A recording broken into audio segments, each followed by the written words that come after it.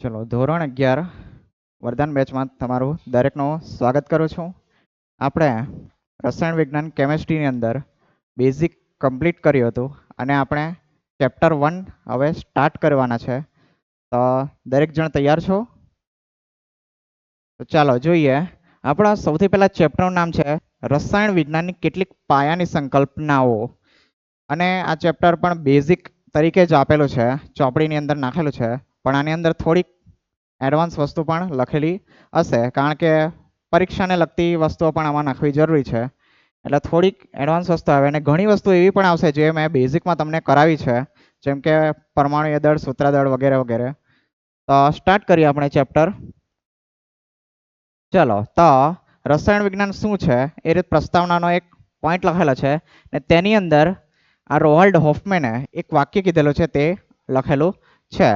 રસાયણ વિજ્ઞાન એ અણુઓ અને તેમના રૂપાંતરણનું વિજ્ઞાન છે. કોનું વિજ્ઞાન? અણુઓ અને તેના રૂપાંતરણનું વિજ્ઞાન છે. તે માત્ર 100 જેટલા તત્વોનું વિજ્ઞાન નથી. બરાબર. હવે એના ટાઈમમાં લગભગ કેટલા 100 જેટલા હોદાયેલા હશે, એટલે 100 જેટલા એવા શબ્દ એને અહીંયા વાપર્યો છે. પરંતુ તેમાંથી રચાતા અસંખ્ય વૈવિધ્યસભર અણુઓનું વિજ્ઞાન છે. એટલે ખાલી 100 જેટલા તત્વ આપણે શીખી લઈએ તે અહીંયા પૂરતું થાય નહીં, પરંતુ એ તત્વના જે પરમાણુઓ છે તે એકબીજા સાથે જોડાઈને અસંખ્ય વૈવિધ્યસભર અણુઓ બનાવે તેનું વિજ્ઞાન છે. બરાબર. બેઝિકની અંદર પણ વાત કરી છે આપણે કે જેટલી પણ વસ્તુઓ બનેલી છે તે ખૂબ જ અલગ અલગ ગુણધર્મ ધરાવે છે અને તેને આપણે સમજવાનો પ્રયત્ન આપણે આપણા વિષયની અંદર કરવાનો છે. ચાલો તો પ્રસ્તાવનાની અંદર થોડુંક લખેલું છે તે આપણે જોઈએ. થોડુંક બહુ ડિટેલમાં બધું વાંચવાનો પ્રયત્ન થોડોક આપણે નહીં કરશું તો પણ ચાલશે, કારણ કે બહુ બેઝિક બધી વસ્તુઓ લખેલી છે નાની નાની. ચલો, વિજ્ઞાનને આપણે કુદરતનું વર્ણન કરવા અને સમજવા માટે જ્ઞાનના વ્યવસ્થિત રીતે મૂકવાના માનવના સતત પ્રયત્નો તરીકે જોઈ શકીએ છીએ. વિજ્ઞાન શું છે? તો સતત આપણી આજુબાજુ જે પણ વસ્તુ થાય તેને સમજવાનો પ્રયત્ન જે કરીએ તેને આપણે વિજ્ઞાન કહીએ છીએ. ચલો, અગાઉના ધોરણમાં અભ્યાસ કર્યો શું કે રોજિંદા જીવનમાં કુદરતમાં રહેલા વિવિધ પદાર્થો અને તેમનામાં થતા ફેરફારોના આપણે સંપર્કમાં આવીએ છીએ. આ વસ્તુ મેં તમને બેઝિકમાં જરાક જણાવેલી કે કેવા કેવા અલગ અલગ પ્રકારના પદાર્થો આપણા સંપર્કમાં આવીએ છીએ. દૂધમાંથી દહીંની બનાવટ થાય છે. શેરડીનો રસ લાંબો સમય મૂકી રાખીએ તો વિનેગર બની જાય છે. લોખંડને કાટ લાગે છે. આ બધા જેટલા પણ ફેરફારો છે તેની આ લોકોએ વાત કરેલી છે. અનુકૂળતા ખાતર વિજ્ઞાનને જુદી જુદી શાખાઓમાં વિભાજિત કરવામાં આવે છે. એટલે કે વિજ્ઞાનની વાત કરીએ, કારણ કે તમે ધોરણ 10માં વિજ્ઞાન નામનો વિષય ભણી ચૂક્યા છો, તો તેને અલગ અલગ જુદી જુદી શાખાઓમાં વિભાજિત કરવામાં આવે, જ્યાં એક ચોક્કસ વસ્તુ ભણવામાં આવે, જેમ કે રસાયણ વિજ્ઞાન, ભૌતિક વિજ્ઞાન, જીવ વિજ્ઞાન અને ભૂસ્તર વિજ્ઞાન, જે એટલે જમીનનું કંઈક એ લોકો ભણતા હશે એની અંદર. તો વિજ્ઞાન એવી શાખા છે જેમાં દ્રવ્ય પદાર્થોની બનાવટ, ગુણધર્મો, બંધારણ અને પ્રક્રિયાઓનો અભ્યાસ થાય તેને રસાયણ વિજ્ઞાન કહે છે. તમે આ ડિટેલમાં જ જાણો છો, કારણ કે મેં તમને બેઝિકની અંદર આ ભણાવેલું છે. ચાલો તો હવે જો આની અંદર હવે પછી જે ટોપિક છે તે છે રસાયણ વિજ્ઞાનની અગત્યતા, ને તેની અંદર 2 પાનાનો ઇતિહાસ લખેલો છે કે ભારતની અંદર રસાયણ વિજ્ઞાન શું હતું પહેલેથી પ્રાચીન સમયમાં, અને ત્યાંથી એનો વિકાસ થઈને આજ સુધી કઈ રીતે પહોંચ્યો છે તે જરાક લખેલું છે. તો થોડીક બધી મેં આની અંદર જરાક ફોટાઓ જ ઇમેજ જ જનરેટ કરાવીને નાખેલી છે, એટલે તેના દ્વારા થોડું ફટાફટ જોશો, કારણ કે હું પણ વાંચ્યા કરે તો તમે પણ કંટાળી જશો. બરાબર. ચાલો તો જોઈએ. તો રસાયણ વિજ્ઞાનનો વિકાસ એ ટોપિક છે. કિમિયાગીરીથી લઈને આધુનિક વિજ્ઞાન સુધીની સફર. કિમિયાગીરી એટલે આલ્કેમી, એના માટે અંગ્રેજી શબ્દ આલ્કેમી વપરાય છે. જૂના જમાનામાં કિમિયાગીરી એવો શબ્દ ઉપયોગમાં લેતો હતો. બરાબર. અંગ્રેજીમાં વાત કરું તો આલ્કેમી. હવે એ આલ્કેમીથી આધુનિક વિજ્ઞાન, જે આજે આપણે વિજ્ઞાન જાણીએ છીએ, તેની આપણે જરાક સફર જોવાની છે. ચાલો તો શું હતું આની અંદર કે જેને આપણે અત્યાર સુધી રસાયણ વિજ્ઞાન તરીકે સમજીએ છીએ તે બહુ ખૂબ જૂનો વિષય નથી. રસાયણ વિજ્ઞાનનો અભ્યાસ એ પોતાના હિત માટે થયો ન હતો, પરંતુ 2 રસપ્રદ શોધના પરિણામ રૂપે આવી હતી. 2 રસપ્રદ શોધ કઈ? તો તત્વજ્ઞાની જે ફિલોસોફર છે તે પથ્થર પારસમણી ખ્યાલ છે ને? બરાબર. આપણા શું કહે બધા આપણા જૂના પુસ્તકોની અંદર લખેલું છે કે બેઝર ધાતુઓ એટલે કે કિંમતી ન હોય તેવી કોઈ પણ સામાન્ય ધાતુઓ જે ખૂબ જ મોટા પ્રમાણમાં આપણને મળી આવે, જેમ કે અહીંયા ઉદાહરણ આપેલું છે લોખંડ અને તાંબુ. તેને શું કરી શકે આ પારસમણી? આપણે સોનામાં પરિવર્તિત કરી શકે છે. કોની અંદર? સોનામાં પરિવર્તન કરી શકે છે. ને પછી બીજી વસ્તુ પણ છે કે જીવનનું અમૃત જે આપણને અમરત્વ પ્રદાન કરી શકે એવી વાતો જૂના જમાનામાં ચાલતી હતી. તેના શોધના પરિણામ રૂપે શું કોનો જન્મ થયો? આપણો રસાયણ વિજ્ઞાનનો. બરાબર. આ જુઓ અહીંયા એની બેની જ આ જે પાછળના પોઈન્ટ છે તેની જ ઇમેજ છે. બરાબર. પારસમણી તે સોનામાં પરિવર્તન કરી શકે છે અથવા તો જીવનનો અમૃત અમરત્વ પ્રદાન કરે એવું વાતો હતી. બરાબર. ચાલો જાદુથી હકીકત તરફ, એટલે આ બધો જાદુ માનતા હતા એમ. ચાલો આગળ જોઈએ. તો પ્રાચીન ભારતનું રસાયણશાસ્ત્ર, કે આપણા પ્રાચીન ભારતની અંદર કઈ પ્રકારે રસાયણ વિજ્ઞાનનો ઉપયોગ થતો હતો. તો જો આધુનિક વિજ્ઞાન પહેલા જ ભારતમાં રસાયણ વિજ્ઞાન ઊંડો અને વ્યવહારુ વિકાસ થયો હતો. આપણે પ્રાચીન સમયનો ખ્યાલ જ છે. એની બધી વિદ્યાઓ તમે કદાચ સામાજિક વિજ્ઞાનની અંદર ભણેલા હશો કે બધા પુરાવા પણ મળે છે કે ત્યારના સમયની વ્યવસ્થા વગેરે અત્યારના સમય કરતાં પણ એકદમ આધુનિક માનવામાં આવે છે. તો જો કાચ નિર્માણ, ગ્લાસ મેકિંગની અંદર ઘણા બધા કાચ બનાવવામાં ઉપયોગ થતો હતો. ધાતુ કર્મવિધિ, મેટલો શું બોલાશે હવે જવા દો. ધાતુ કર્મવિધિની અંદર સૌંદર્ય પ્રસાધન અને રંગોની બનાવટમાં ડાઇસ, કોસ્મેટિક્સ ની અંદર આપણો રસાયણ વિજ્ઞાનનો ઉપયોગ થતો હતો. ઔષધિ અને ચિકિત્સા પણ એક પ્રકારનું શું હતું? રસાયણ વિજ્ઞાન જ એમાં ઉપયોગ થતો હતો. પ્રાચીન સમયની વાત કરતો હું, અત્યારના સમયની વાત નથી કરતા. બરાબર. કે કઈ રીતે રસાયણ વિજ્ઞાનનો ઉપયોગ થતો હતો. કાચ નિર્માણ, ધાતુ કર્મ વિદ્યા, સૌંદર્ય પ્રસાધન અને રંગો અને ઔષધિ અને ચિકિત્સાની અંદર રસાયણશાસ્ત્રનો ઉપયોગ કરાતો હતો. ચાલો તો પુરાવા હડપ્પા અને મોહેન્જો-દડો ખ્યાલ છે? ખૂબ જ આપણા માટે પેલા જૂના બધો પુરાતત્વવિદો આના પર પેલો રિસર્ચ વગેરે કરતા જ હોય છે. ને એમાં શું જોવા મળે છે આપણને કે પકવેલી ઈંટો અને જીપ્સમના સિમેન્ટનો ઉપયોગ. જીપ્સમ, હવે જીપ્સમ એક પ્રકારનું કેમિકલ જ હોય છે. તેનો ઉપયોગ એ જૂના ઈંટોના બાંધકામ માટે થયો હતો એવું જોવા મળે છે. ચલો ફેયાન્સ એવો કાચ જેવો એક પદાર્થ છે ને તેનામાંથી બનેલા આભૂષણો આપણને મળી આવેલા છે. કોની અંદર? હડપ્પા અને મોહેન્જો-દડોમાં. ચલો લેડ, સિલ્વર, ગોલ્ડ, કોપર. બરાબર. લેડ એટલે પીબી, સિલ્વર, કોપર અને બીજું શું છે? ગોલ્ડ અને એક છે આર્સેનિક પણ. આ બધા જે પણ તત્વો છે તેનો ઉપયોગ કોમાં થયો હતો? શુદ્ધ રીતે અથવા તો મિશ્ર સ્વરૂપમાં એનો ઉપયોગ જોવા મળેલો છે. એટલે આ લોકો શું કહેવા માંગે છે કે પુરાતત્વવિદો દ્વારા આ બધું ખોદકામ દ્વારા આ બધી વસ્તુઓ આપણને એક સબૂત તરીકે મળી આવેલી છે. એટલે પ્રાચીન સમયનું માં પણ આપણું રસાયણ વિજ્ઞાન અહીંયા હતો એવું કહેવા માંગે છે. ચાલો ગ્રંથો જોઈએ. કયા ગ્રંથો છે? સુશ્રુત સંહિતા અને ચરક સંહિતા. નામ સાંભળેલું જ હશે તમે. બરાબર. ખૂબ જ પ્રખ્યાત ગ્રંથો છે. તો સુશ્રુત સંહિતામાં શું મળી આવેલું છે? આલ્કલીનું મહત્વ અને તેનો સચોટ ઉપયોગ.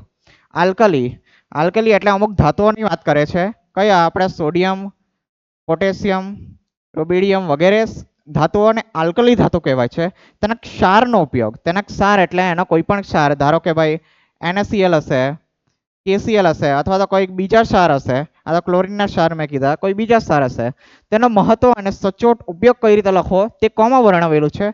સુશ્રુત સંહિતાની અંદર વર્ણવેલું છે. ચરક સંહિતા ખ્યાલ છે? ચરક સંહિતા તો મહર્ષિ ચરકે લખેલું હતું ને આ પણ મહર્ષિ સુશ્રુતે લખેલું હતું. સલ્ફ્યુરિક એસિડ એટલે આપણો કયો? H2SO4, નાઇટ્રિક એસિડ HNO3 અને ધાતુઓના ઓક્સાઇડ અથવા તો સલ્ફેટ. ઓક્સાઇડ એટલે એના ઓક્સિજન સાથેનો, સલ્ફેટ એટલે SO4 વાળા સંયોજનો હશે. તેની જાણકારી ચરક સંહિતાની અંદર વર્ણવેલી છે. ચાલો રસોપનિષદ, તેની અંદર ગન પાવડર ખ્યાલ છે?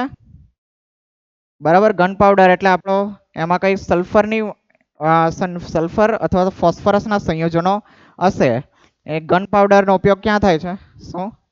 ફટાકડાની અંદર બનાવટમાં થાય છે. અને ફટાકડા જ નહીં, જે પણ ગોળીઓ છે તે બધા પણ એની અંદર પણ ગન પાવડરનો જ ઉપયોગ થાય છે. તો તે બનાવવા માટે સલ્ફર, જો લખેલું જ છે આ લોકોએ, સલ્ફર, ચારકોલ અને સુરખારનું મિશ્રણ. હવે સુરખાર મને ખ્યાલ નથી, બરાબર. ચલો, કૌટિલ્યનું અર્થશાસ્ત્ર. કૌટિલ્ય ખ્યાલ છે? ચાણક્ય આપણે ચંદ્રગુપ્તના શાસન દરમિયાન હતું. તેનો અર્થશાસ્ત્રમાં શું લખેલું છે? સમુદ્રમાંથી મીઠું મેળવવાની ઔદ્યોગિક પ્રક્રિયા, ઇન્ડસ્ટ્રીયલ મેથડ લખેલી છે. એટલે તે જમાનામાં જે મીઠું કઈ રીતે આપણે મેળવી શકીએ તેની પદ્ધતિ લખેલી હતી. કોની અંદર? કૌટિલ્યના અર્થશાસ્ત્રની અંદર, બરાબર. તો આ જ છે આપણું પ્રાચીન ગ્રંથોમાં છુપાયેલું વિજ્ઞાન, બરાબર. વિજ્ઞાન, રસાયણ વિજ્ઞાન અથવા કંઈ બી કહી લો, તે આ બધા ગ્રંથોની અંદર મળી આવે છે. આ તો થોડાક જ ઉદાહરણ હશે, આવા તો ઘણા કેટલા ગ્રંથો હશે જેમાં વર્ણન પણ હજુ અહીંયા કર્યું નથી, બરાબર. ચાલો, હવે આ બધા ગ્રંથો લખ્યા તે કોણે લખેલા હશે? આપણા મનુષ્યોએ જ લખેલા હશે. મનુષ્ય કહીએ તો વૈજ્ઞાનિક, ને આપણા જૂના જમાનાના વૈજ્ઞાનિક એ કોઈ નથી, આપણા ઋષિઓ જ છે. એ ઋષિઓના આપણા ખતરનાક વૈજ્ઞાનિકો છે. તો આ નામ તમે જાણતા હશો, નાગાર્જુન, બરાબર. તેમણે પ્રથમ વખત શું રસાયણોની બનેલી વસ્તુઓનો ઉપયોગ કરવા માટે કહ્યું હતું, એવું કંઈક સમાજ વિજ્ઞાનના ચોપડીમાં લખેલું હતું. હવે ક્યારે આવેલું તે મને નથી યાદ. ચાલો, તો નાગાર્જુન મહાન ધાતુ વિજ્ઞાની અને કિમિયાગર.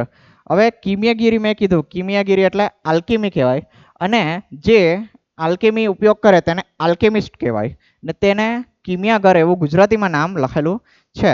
તેમના પુસ્તક કયું છે? રસરત્નાકર, બરાબર. તમે કદાચ યાદ પણ કરેલો છે, એમસીક્યુમાં પૂછાય તેના માટે સામાજિક વિજ્ઞાનની અંદર. માં પારા, મર્ક્યુરી ના સંયોજનો અને ધાતુ નિષ્કર્ષણની અત્યાધુનિક પદ્ધતિઓની ચર્ચા કોણે કરી છે? નાગાર્જુને કરી છે, બરાબર. ચલો, ધાતુ નિષ્કર્ષણ એટલે કે જે પણ આપણે ખોદકામ કરીએ, ખોદકામ કરવા દ્વારા આપણને કાચી ધાતુ મળી આવે. કેવી ધાતુ? કાચી ધાતુ, એટલે કે અશુદ્ધ અવસ્થામાં હોય, તેમાં ઘણી બધી અશુદ્ધિઓ હોય છે. કદાચ તમે વાંચેલું હોય 10માની અંદર, હવે તમારો સિલેબસ થોડોક અલગ હોય, તમને નથી ખ્યાલ, પણ એલ્યુમિનિયમની કાચી ધાતુ બોક્સાઇટ કહેવામાં આવે, બરાબર. અને તે બોક્સાઇટ દ્વારા એલ્યુમિનિયમ બનાવવા માટે એક ચોક્કસ પદ્ધતિ ઉપયોગમાં લેવામાં આવે. તો તેવી જ ઘણી બધી ધાતુઓની નિષ્કર્ષણની પદ્ધતિઓ આમાં વર્ણવેલી હતી. અને પારાના સંયોજનો પણ થોડાક લખેલા હતા. હવે પારો એટલે આપણે ખ્યાલ છે ને, પારો મેં તમને કીધું હોય, એ થોડીક ઝેરી ધાતુ હોય છે. તો ઝેરી ધાતુ સાથે પણ કામ કરવાનું કૌશલ્ય એ લોકો પાસે હતું. એટલે તમે વિચારી શકો કે કેટલા એમ હાઈ લેવલના વૈજ્ઞાનિકો હશે એ લોકો, બરાબર. ચાલો, મહર્ષિ ચક્રપાણી શું કરેલું? સાબુના શોધક. હવે જૂના જમાનામાં સાબુ બનાવી દીધો કોણે? મહર્ષિ ચક્રપાણીએ 18મી સદીની અંદર સાબુના શોધક. 18મી સદીમાં યુરોપ પહેલા જ તેમણે સરસવના તેલ અને આલ્કલીના ઉપયોગ દ્વારા સાબુ બનાવવા માટે પદ્ધતિ વિકસાવી હતી, બરાબર. કઈ રીતે બને છે સાબુ? તો કોઈક એક આપણે ફેટી એસિડ ક્ષાર લઈએ અને તેની અંદર કોઈ પણ બેઝ આપણે નાખીએ, આલ્કલી બેઝ નાખીએ, તો આપણને સાબુ મળે છે. હા, એના પછી પણ ઘણી પ્રોસેસ કરવી પડે, પણ આ એક પ્રોસેસ છે જાણીતી. તેના કારણે ચક્રપાણીએ શું બનાવેલું? સાબુના શોધક. યુરોપમાં થયો તે પહેલા જ બનાવી દીધો હતો. ચાલો, હવે આગળ જોઈએ. Nano technology. ખ્યાલ છે નેનો ટેકનોલોજી શું આવે? નથી ખ્યાલ? અમારી અંદર 10માની અંદર ચેપ્ટર આવતું નેનો ટેકનોલોજીનો પરિચય નામનું. પહેલું ચેપ્ટર હતું ને તે જોઈને થોડુંક બહુ અઘરું લાગતું. ભાઈ 10મું ભાઈ આવી ગયા, અઘરું છે, બરાબર. એટલે કદાચ કાઢી નાખેલું હશે. પણ નેનો ટેકનોલોજી છે. તો નેનો ટેકનોલોજી એટલે ખૂબ જ સૂક્ષ્મ લેવલ પર જોવું એટલે નેનો ટેકનોલોજી. તો ભસ્મ એ નેનો ટેકનોલોજીનો એક વિષય છે.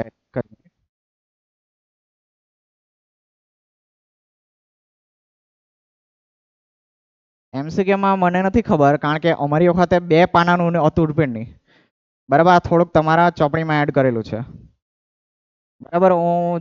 મને હવે પાક્કો ખ્યાલ નથી, પણ કદાચ આમાંથી નહીં પૂછાય, કારણ કે કંઈ પૂછવા જેવું મને અહીંયા લાગતું તો નથી. જે તમે સવાલ પૂછેલો એક સિસ્પ્લેટિન અને ટેક્સલ વાળો કેન્સર માટે, એ ઇમ્પોર્ટન્ટ છે, એ ખૂબ જ વખત આવે છે. ચાલો, તો આને થોડુંક આપણે ઇન્ફોર્મેશન તરીકે જ લઈએ, પછી મારે પણ થોડીક રિસર્ચ કરવી પડે કે આમાંથી પ્રશ્ન આવતા છે કે નથી. ચાલો ભસ્મ પ્રાચીન નેનો ટેકનોલોજી. તો ભસ્મ ખ્યાલ છે ને આપણને, બરાબર. આંખ પ્રાચીન પદ્ધતિ ચરક સંહિતાની અંદર, બરાબર. ફરીથી ચરક સંહિતાનું નામ આવ્યું છે. રોગોની સારવાર માટે વિવિધ ધાતુઓની ભસ્મનો ઉપયોગ વર્ણવવામાં થયો હતો, બરાબર. અત્યારે કદાચ તમે ગામડાના એરિયામાં ખૂબ પેલા નીચલા એરિયાની અંદર જાઓ તો હજુ પણ કદાચ ભસ્મનો ઉપયોગ કદાચ કરતા હોય છે, કે ભાઈ થોડુંક રાખ લગાવી દે અથવા કંઈક પાણીમાં મેળવીને પીવો. હવે મને પણ નથી ખબર કઈ રીતે ઉપયોગ કરે છે, પણ થોડું ઘણું કદાચ તમને જોવા મળે કે સારવાર માટે ભસ્મનો ઉપયોગ કરે છે. તો એ ભસ્મ શું છે, તો એ તો જૂના જમાનામાં ભસ્મ આપણે જાણતા હતા, પણ આધુનિક વિજ્ઞાન શું કહે છે કે આ ભસ્મ છે તે વાસ્તવમાં ધાતુના નેનો કણો જ છે. શું છે? ધાતુના નેનો કણો છે. નેનો એટલે અતિ સૂક્ષ્મ લેવલ પર, લગભગ એ આપણે 1 મીટર કહીએ તેના એકની આગળ 9 ઝીરો લગાવીએ તેનો ભાગ 1 એટલે 1 નેનો કણ કહેવાય છે, બરાબર. તેને નેનોમીટર પણ કહેવામાં આવે છે. ખ્યાલ આવ્યો આ થોડો આમાં? ચલો, લાગતું નથી, ફટાફટ જવા દઉં છું, કારણ કે હું વાંચી તો સાચું તમે હુઈ જ જતો અહીંયા, બરાબર. થિયરી નાખીને લાવતા વાંચતા સુઈ જ જતે. ચાલો, રોજિંદા જીવનમાં રસાયણ વિજ્ઞાન. તો રોજિંદા જીવનમાં ક્યાં આપણો રસાયણ વિજ્ઞાનનો ઉપયોગ થાય છે? એમ તો આપણે ઘણું જોયું છે, છતાં પણ જોઈએ તો રંગો ડાઇસમાં આપણે જે પણ છે તે રંગો છે. પણ જૂના જમાનાની વાત કરીએ તો અથર્વવેદમાં લખેલું છે કે હળદર એ આપણો કેવો છે, પીળો રંગ માટે ઉપયોગમાં થાય છે. પછી મજીઠ. હવે મજીઠ શું છે, ખ્યાલ છે? મને પણ ખ્યાલ નથી. મજીઠ એવું કંઈ ખ્યાલ છે કોઈને? તો ચાલો, હશે કોઈ, કદાચ કોઈના બીજ હશે, એવું કંઈક હશે, અથવા કોઈ ફૂલ છોડનું નામ હોઈ શકે છે. તે પણ રંગની બનાવટમાં ઉપયોગ થતો હતો. સૂર્યમુખીમાંથી મેળવેલા કુદરતી રંગો વગેરેનો ઉપયોગ ક્યાંમાં? આપણા કુદરતી રંગો બનાવટમાં થતો હતો. જૂના પ્રાચીન સમયની વાત કરીએ તો ચિત્રકામ, બરાબર. આવા ચિત્રકામ તમે આપણે જોયા હશે, જૂના જે પણ ખોદકામ દ્વારા મળી આવે તો તેમાં પણ જુઓ તો કેવી કલરફુલ આકૃતિઓ દેખાય છે. તો તેના ચિત્રકામમાં પણ આ બધા રંગોનો ઉપયોગ થયો હતો.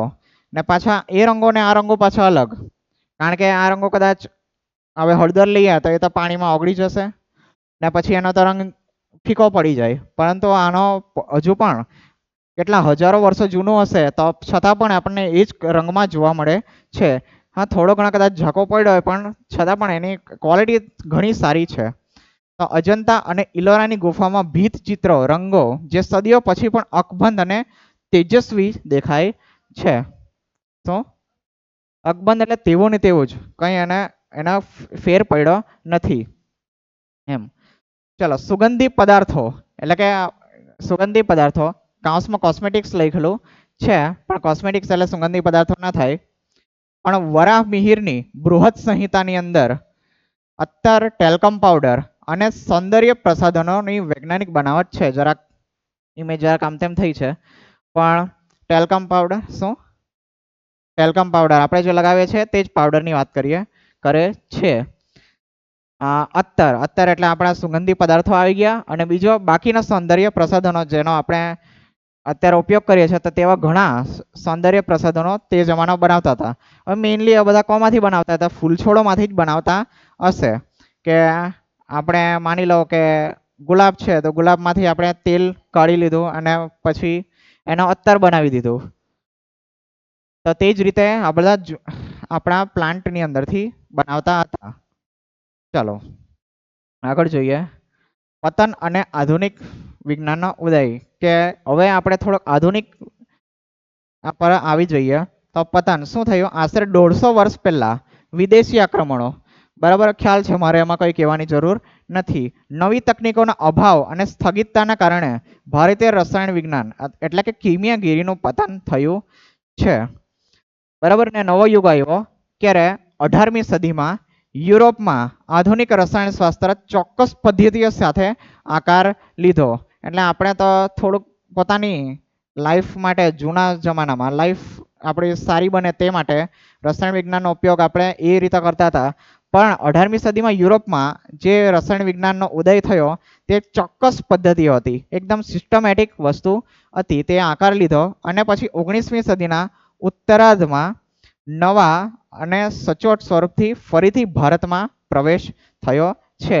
તો આ રીતે આપણે જરાક જૂના રસાયણ વિજ્ઞાન જે આપણે પછાડી કીધું તેનો પતન થયો અને નવો યુગ શરૂ થયો છે. ચલો તો દ્રવ્યનો પાયો આચાર્ય કણાદ, બરાબર.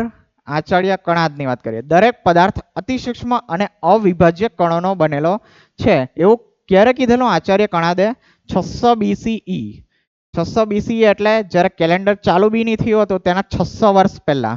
એટલે ગણતરી કરીએ તો અત્યારે આપણે ઈસવીસન કેટલો 2000 માની લઈએ, 26 વર્ષ જવા દેવ, તો લગભગ 2600 વર્ષ પહેલા આચાર્ય કણાદે શું કીધેલું કે દરેક પદાર્થ એ અતિસૂક્ષ્મ કણોનો બનેલો છે. એ કણ પરથી આ જે આચાર્ય કણાદ છે તેના નામ પરથી જ કણ નામ આપણે આપેલું છે. સૌથી નાનો ભાગ કણ એ આચાર્ય કણાદ પરથી જ આવેલો છે. તેમણે વૈશેષિક સૂત્રમાં આ અવિભાજ્ય કણ ને પરમાણુ નામ આપેલું છે. જે પરમાણુ નામ છે તે તેમણે આપેલું છે. આપણે ગુજરાતીમાં પરમાણુ બોલીએ છીએ તે નામ એમણે જ આપેલું હતું. એટલે પરમાણુની શોધ 2600 વર્ષ પહેલા આચાર્ય કણાદે જ કરી દીધેલી હતી.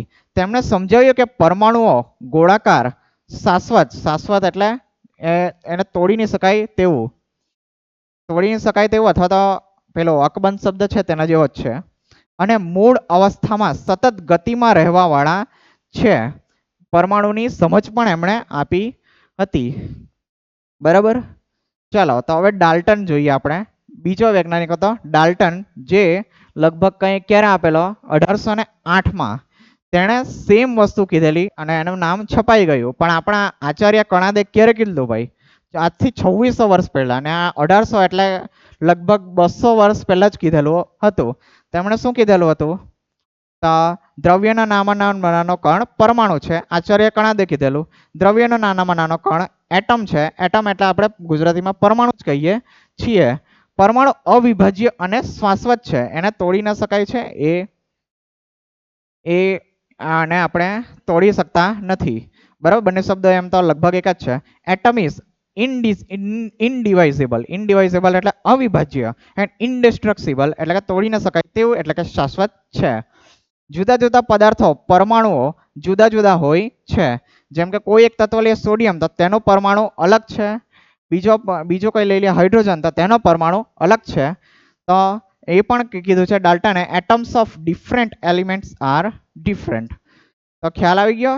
આપણા આચાર્ય કણાદે 2600 વર્ષ પહેલા કીધેલું અને ડાલ્ટન પછી 1808માં પેલા પબ્લિશ કરે છે અને એનું નામ પછી આવે છે. તો આપણા જે પણ ઋષિઓ છે તે કેટલા મોટા વૈજ્ઞાનિકો હશે તમે વિચારી શકો છો. ખ્યાલ આવ્યો અહીંયા સુધી? ચલો, મજા આવે છે ને? બોરિંગ નથી લાગતું ને? બરાબર, વાંચતા સાચું ભાઈ, બહુ વાર બોલું છું પણ બરાબર. અમારા સમયમાં તો આવી કોઈ ટેકનોલોજી હતી નહીં, એટલે અમારે તો ભાઈ ચોપડું બસ વાંચ્યા કરવાનું. ચાલો ભાઈ, આપણે થોડુંક મજેદાર બનાવી શકીએ છીએ. આધુનિક વિજ્ઞાન મુજબ હવે દ્રવ્ય શું છે? આધુનિક વિજ્ઞાન મુજબ? તો સંગઠન કે તે શેનું બનેલું છે, તેની અંદર કયા કયા તત્વો આવેલા છે, પરમાણુઓ કયા પ્રકારના છે તેનું સંગઠન, તેની વાત કરીએ. અને પછી બંધારણ કે કેવી રીતે જોડાયેલું છે, બરાબર. જેમ કે હવે કોઈ ઉદાહરણ એક લઈ લઈએ. ઉદાહરણ ચાલો, તો સંગઠન તો H2O છે, બરાબર. એક બીજો પણ સંયોજન આવે છે, H2O2 આવે છે, બરાબર. આ પાણી છે ને આ શું છે? આપણો હાઇડ્રોજન પેરોક્સાઇડ. એની અંદર બે જ તત્વો આવેલા છે, હાઇડ્રોજન અને ઓક્સિજન. આની અંદર પણ બે જ છે, પણ એનું જોડાણ કેવું છે? અલગ છે. ચાલો, આ પણ પરફેક્ટ એક એક્ઝામ્પલ નથી, પણ અત્યારે કંઈ બીજું મને યાદ તો આવતું નથી. ને પછી બીજા કંઈ એક્ઝામ્પલ આપે તો થોડોક અઘરા પણ થઈ જશે. પણ એ કઈ રીતે જોડાયેલું છે તેના પર પણ ઇમ્પોર્ટન્ટ કરે છે. ચાલો, કોઈ દેશી એક્ઝામ્પલ લઈ લઈએ. તમે કોઈક એક સંયોજન લખી દઉં તો ABA આ રીતનું લખી દઉં, અને એક બીજો લખી દઉં કે AAB. હવે બંનેમાં સરખા પરમાણુઓ છે, સંગઠન સમાન છે, બરાબર. બે A છે અને બે A અહીંયા પણ છે, પણ જો જોડાણ અલગ છે. જોડાણને કારણે પણ એના જે પણ પેલો શું કહે ગુણધર્મોની અંદર શું આવી શકે છે? ચેન્જ આવી શકે છે, બરાબર. ચાલો, ગુણધર્મો કે કેવી રીતે વર્તે છે. ગુણધર્મો કોની ઉપર આધાર રાખે? સંગઠન અને બંધારણ પર આધાર રાખે છે. સંગઠન અલગ તો પછી એના ગુણધર્મો બદલાઈ જશે. બંધારણ એનું અલગ કે જોડાણ અલગ ત્યારે પણ એનો ગુણધર્મ બદલાઈ શકે છે. ને આ દ્રવ્યની 3 વસ્તુઓ છે. ચાલો, રસાયણ વિજ્ઞાન ગઈકાલ, આજ અને આવતીકાલ. પ્રાચીન ભારતમાં ઋષિમુનિઓથી લઈને આધુનિક વૈજ્ઞાનિક સુધી રસાયણ વિજ્ઞાને કુદરતને સમજવાનો અને જીવનને બહેતર બનાવવાનો પ્રયાસ કરતો જ રહેલું છે. રસાયણ વિજ્ઞાન આગળમાં એકમોમાં આપણે અણુઓ અને પરમાણુઓની ગાણિતિક અને ભૌતિક રહસ્યને ઉકેલીશું. ઓકે. ચાલો, તો આની અંદર કંઈ બીજું ખાસ છે નહીં મળે. આગળ જોઈએ. ચાલો, તો હવે આપણે થોડોક એનો હવે અભ્યાસ જ કરવાનો છે પરમાણુ વિશે, જે નાનામાં નાનો કણ છે તેના માટે. ચાલો, તો જોઈએ. હવે પેલું જે વાક્ય છે તે આવે છે ને આ અમારી ચોપડીમાં પણ હતું. અત્યાર સુધી જોઈએ તો અમારી ચોપડીમાં નહીં લખેલું, તો એ બે પાના એડ કરેલા છે. તો જોઈએ, રસાયણ વિજ્ઞાનની કેન્દ્રીય ભૂમિકા ભજવે છે. બરાબર, બેઝિકની અંદર પણ મેં જણાવેલું કે ભૌતિક વિજ્ઞાન અને જીવ વિજ્ઞાનને જોડવાનું કામ કોણ કરે છે? આપણું રસાયણ વિજ્ઞાન કરે છે. અને તે અનેકવાર વિજ્ઞાનની અન્ય શાખાઓ સાથે પણ પારસ્પરિક રીતે વર્ણવેલી છે. હવામાનની તરાહો, મગજની કાર્યપદ્ધતિ, કમ્પ્યુટરનું પ્રચલન, રાસાયણિક ઉદ્યોગમાં ઉત્પાદન, ખાતર, આલ્કલી, એસિડ, ક્ષાર, રંગક, પોલિમર, ઔષધ, સાબુ, પ્રક્ષાલક ધાતુ, મિશ્ર ધાતુનું ઉત્પાદન તથા નવા દ્રવ્યના ઉત્પાદન જેવી અનેકવિધ ક્ષેત્રોમાં રાસાયણિક સિદ્ધાંતો અગત્યના છે. બરાબર, ચલો, આમાં કંઈ સમજાવવા જેવું નથી એટલે અમે ફરીથી વાંચું છું આગળ કે રસાયણ વિજ્ઞાન રાષ્ટ્રીય અર્થવ્યવસ્થામાં વિશેષ ફાળો આપે છે. આ ઉપરાંત ખોરાક, સ્વાસ્થ્ય સંભાળની જરૂરિયાતો, અન્ય પદાર્થો કે જે માનવ જીવનની ગુણવત્તા વધારવા ધ્યેય માટે હોય છે તેને પહોંચી વળે છે. ચાલો, ઉદાહરણ તરીકે ખાતરના મોટા પાયા પર ઉત્પાદન અને કીટનાશકની સુધારેલ જાતોનો સમાવેશ થાય છે. ખાતરમાં મોટાભાગે 3 તત્વો હોય છે: નાઇટ્રોજન, ફોસ્ફરસ અને પોટાશ. NPK લખેલું હોય છે. આપણે ઘણા પણ ખેડૂતોના કદાચ ઘરમાં અથવા તો એના ઘરમાં જઈએ તો એ લોકો કદાચ વાતો જ કરતા હોય, પેલો પોટાશ નાખી દે આટલો, પોટાશ બે લે અને પેલો ફોસ્ફરસ 1 લઈ લે. બરાબર, એટલે શું એ લોકો ગુણોત્તર જાળવે. એ લોકોને કોઈ નોલેજ નથી કે રસાયણ વિજ્ઞાન શું છે, પણ એ લોકોને ખ્યાલ છે કે આ નાખશું તો આપણી જમીન વ્યવસ્થિત બનશે ને આપણો જે પણ આપણા ખેત પેદાશો છે તે વધારે સારી રીતે થશે. ને બીજું કીટનાશકો પણ આપણો રસાયણ વિજ્ઞાન જ હોય છે. એન્ટીસેપ્ટિક વગેરે આપણે કહીએ છીએ. ચલો, તો રસાયણ વિજ્ઞાન કુદરતી સ્ત્રોતોમાંથી જીવન રક્ષક ઔષધોના અલગીકરણ માટેની પદ્ધતિઓ અને આવી ઔષધો શક્ય સંશ્લેષણ માટે રીતો પૂરી પાડે છે. જે પણ દવાઓ છે તે તો ખૂબ મોટો ફાળો છે રસાયણ વિજ્ઞાનનો. આપણે કદાચ આપણા જે પણ ફૂલ છોડો છે તેની અંદરથી પણ ઔષધિઓ કુદરતી રીતે મળી આવે છે. ક્યાં તો પછી એ કુદરતી રીતે મળી આવે તેની અંદર કંઈ ને કંઈક આપણે મોડિફિકેશન કરીને સંશ્લેષિત ઔષધિઓ બનાવી શકે છે. અથવા તો ત્રીજો છે કે પહેલેથી સ્ટાર્ટ કરીને આપણે આખી દવાઓ કોમની અંદર બનાવીએ, લેબની અંદર પણ બનાવી શકીએ છીએ. આ પૈકી ઘણી જીવન રક્ષક ઔષધિઓ કે કઈ છે? સિસ્પ્લેટિન અને ટેક્સોલ. બરાબર, આ અગત્યના નામ છે ને આ તમારે પેલા જે 1 માર્કનો પ્રશ્ન આવે હેતુલક્ષી પ્રશ્નો તેની અંદર માટે IMP પ્રશ્નો કહેવાય. સિસ્પ્લેટિન અને ટેક્સોલ જે કોની અંદર વપરાય છે? કેન્સરની સારવાર માટે વપરાય છે સિસ્પ્લેટિન અને ટેક્સોલ. બરાબર, ચલો, બીજો પ્રશ્ન પણ અહીંયા જ છે કે AZT જેનું નામ છે એઝિડોથાયામિડિન. બરાબર, આ બેમાંથી કોઈ પણ એક વસ્તુ આવી શકે છે. એઝિડોથાયામિડિન જે એઇડ્સના ભોગ બનેલા દર્દીને મદદરૂપ થાય છે. એઝિડોથાયામિડિન કોના માટે છે? એઇડ્સ માટે છે. હા, તો કેન્સર થાય તેને જો આ દવા છે તે કદાચ હજુ કેન્સર ન થવાને કદાચ પહેલા બીજા સ્ટેજ પર હોય ત્યારે કદાચ સારવાર કરી શકાય, પણ પછી બહુ ઉપર થઈ ગયેલો હોય તો પછી કેન્સર તો સારવાર કરવો શક્ય જ નથી. બરાબર, કંઈક અંશે રાહત તમને મળી શકે આ દવાઓથી, પણ એકદમ જ હવે દવાઓ છે તે આપણે ભરે લઈએ પણ આ પછી આપણો જે પણ લાઈફ સ્પેન છે, આપણો આયુષ્ય તે તો ઓછું જ થઈ જાય છે. એટલે કેન્સર થવા જ નહીં દેવાનું, પહેલી વાત એ જ. બરાબર, આનાથી સારવાર તો મળી જશે પણ પછી પેલો પહેલા જેવી ફૂર્તિ તો નહીં જ આવે. બરાબર, હા, પણ કેન્સરની હવે દવાઓ તો આપણે કહી શકીએ છીએ. સો એનો તો ઈલાજ નહીં આવે ને એનો, એને તો કાયમ જ દવા ખાવી જ પડે. એ તો થાય તો અઘરું જ વાત છે. ચલો, આની અંદરથી કોઈ પ્રશ્ન છે? આ જે યલોમાં લખેલું છે તે યાદ કરી રહેવું. સિસ્પ્લેટિન અને ટેક્સોલ કોના માટે વપરાશે? બોલો, કોના માટે? કેન્સર. અને એઝિડોથાયમિથિન એઝેડટી કોના માટે? એઇડ્સના રોગ માટે વપરાય છે. બરાબર, આ અહીંયા આઈએમપી ક્વેશ્ચન આવે છે. બરાબર, ચાલો એની ઇમેજ ક્યાં ગઈ? આ રહી નથી.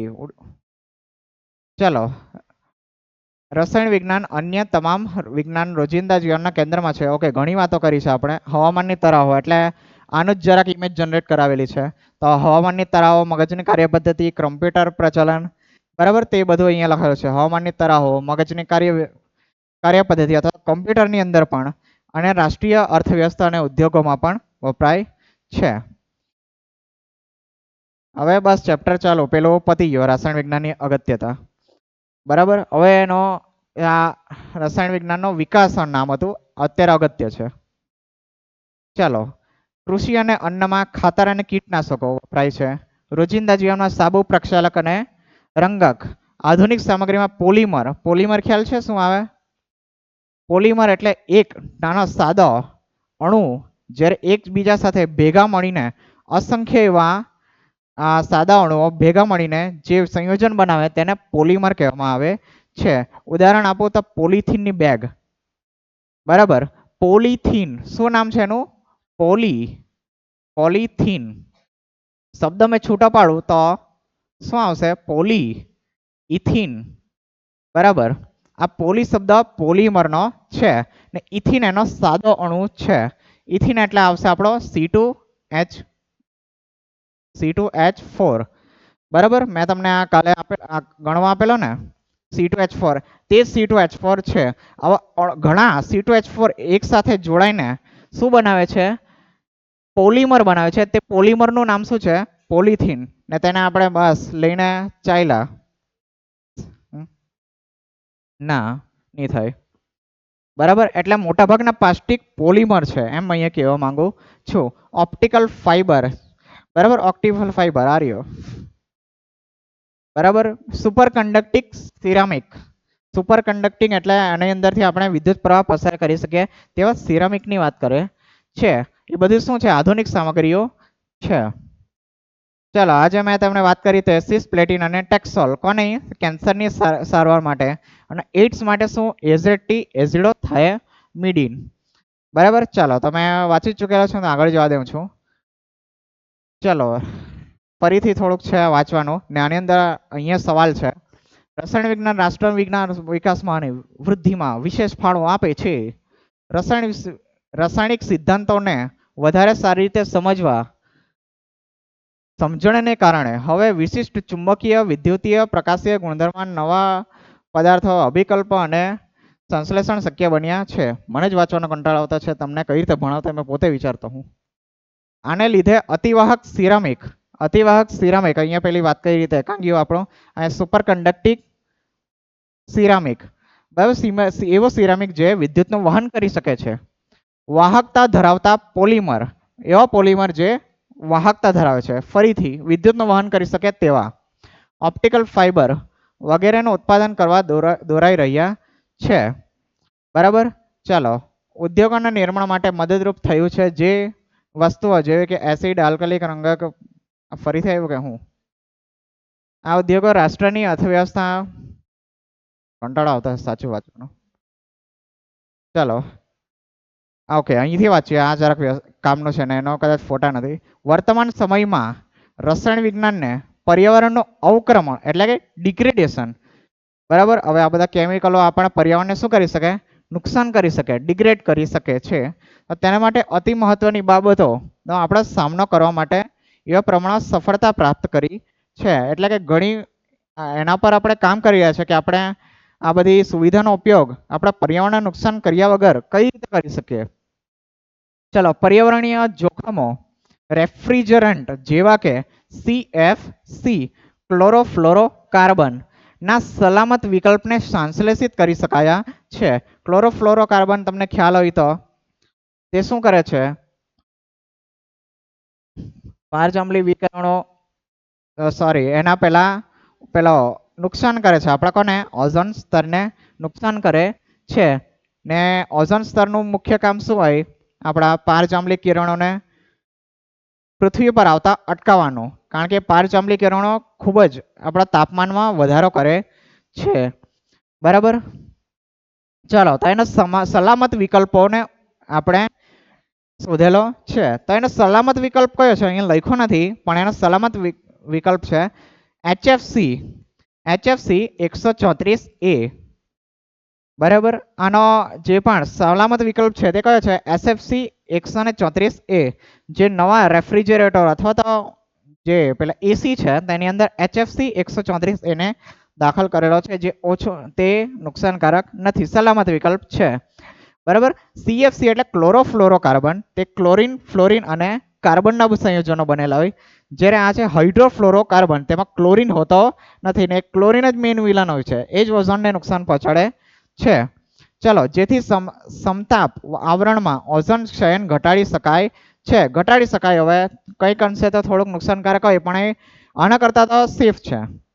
ચલો, તેમ છતાં ઘણી પર્યાવરણીય સમસ્યાઓ મહત કરવા રસાયણ વિજ્ઞાનીઓએ કમર કસવાની છે. આ તો એક વસ્તુ અહીંયા લખી છે. હજુ તો આના ઘણા બધા નુકસાનકારક વસ્તુઓ હોઈ શકે છે, જેને આપણે શું કરવાનો છે? સામનો કરવાનો છે. પહેલા તો આપણે જે વાત કરી તે પોલિથીનની જ વાત કરી લઈએ. જે પ્લાસ્ટિકની થેલીઓ છે તે ખૂબ નુકસાનકારક હોય છે. બરાબર.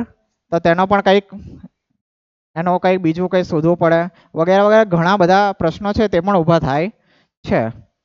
ચાલો, તો આ જે મેં તમને કીધું છે તેને જ બસ ઇમેજીસ જ છે કે ઓઝોન સ્તરનું રક્ષણ માટે CFC છે તેના સલામત વિકલ્પો આપણે ખોજ્યા. ગ્રીન હાઉસ વાયુના વ્યવસ્થાપન, મિથેન અને કાર્બન ડાયોક્સાઇડ જેવા વાયુઓનું નિયંત્રણ કરવું પડે છે. કાર્બન ડાયોક્સાઇડ ખ્યાલ છે ને? વાતાવરણ માટે થોડુંક નુકસાનકારક છે. આપણા ઓક્સિજનનું પ્રમાણે ઘટાડે છે. એટલે એ ઉત્પન્ન થાય એટલે આપણો ઓક્સિજન ઓછો થાય છે. એના કારણે જ ઓક્સિજનને આપણે લઈએ છીએ અને કાર્બન ડાયોક્સાઇડ છોડીએ છીએ એમ. તેથી ગ્રીન હાઉસ કેમ બનાવીએ? હવે ગ્રીન હાઉસ વાળાને પૂછવું પડે વળી. ગ્રીન હાઉસ લગભગ એટલે બનાવીએ કારણ કે ઘણા જે પણ ખેતી હોય તેમાં તાપમાનનું નિયંત્રણ કરવાનું હોય. બરાબર. તો આ તાપમાન નિયંત્રણ કરવા માટે, એક ચોક્કસ તાપમાન પહોંચવા માટે એને ગ્રીન હાઉસ બનાવવામાં આવે છે. હવે એનો પ્રોપર મને પણ શું ગ્રીન હાઉસ વાયુ એટલે ગ્રીન હાઉસ વાયુ કયા? આપણે મિથેન અને કાર્બન ડાયોક્સાઇડ એવું અહીંયા લખેલું હશે. હવે ગ્રીન હાઉસનું તો મને નથી ખબર, પણ ગ્રીન હાઉસ ઇફેક્ટ ખ્યાલ છે? ગ્રીન હાઉસ ઇફેક્ટની અહીંયા વાત કરતા છે. બરાબર. એ ગ્રીન હાઉસ પેલો ખેતરની એવી વાત નથી કરતા.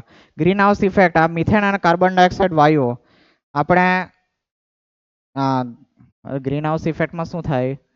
જે પારજાંબલી કિરણો અંદર આવે અને પછી પાછા બહાર જતા નથી, અહીં અંદર જ રહી, એના કારણે પછી આપણો વૈશ્વિક તાપમાનમાં વધારો થાય તેની વાત કરે એમ. એ ગ્રીન હાઉસ ઇફેક્ટ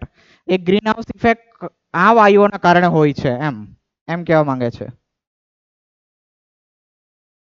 શું?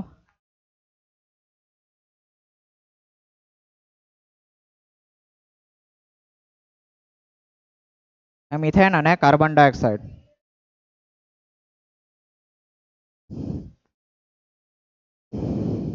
ચલો, આ જરા ખ્યાલ આવ્યો ને?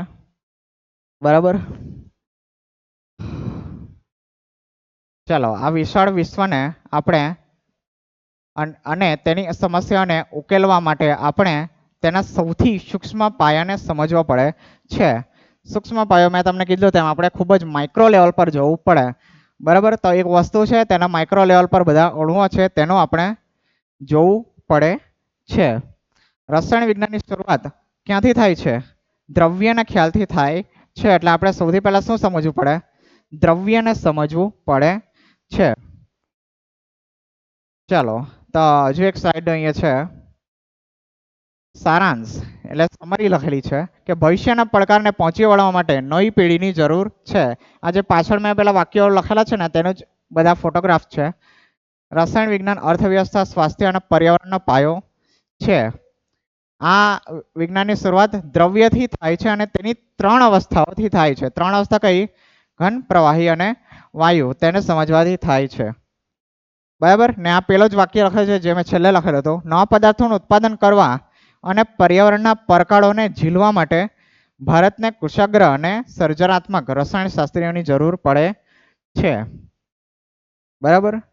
ચાલો, તો હવે દ્રવ્યનો સ્વભાવ છે. હવે દ્રવ્ય વિશે આપણે વાત કરવાની છે, પણ હવે જરાક ટાઈમ થઈ ગયો છે તો આપણે દ્રવ્યની વાત પછી કરીશું. એમ તો ફટાફટ પતાવી શકીએ પણ ફટાફટ પતાવવા મજા નથી ભાઈ.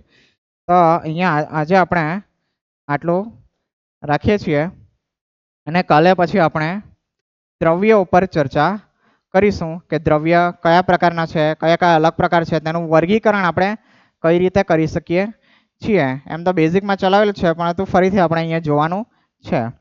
ચાલો, અહીંયા આજે આપણું આટલા રાખું છું.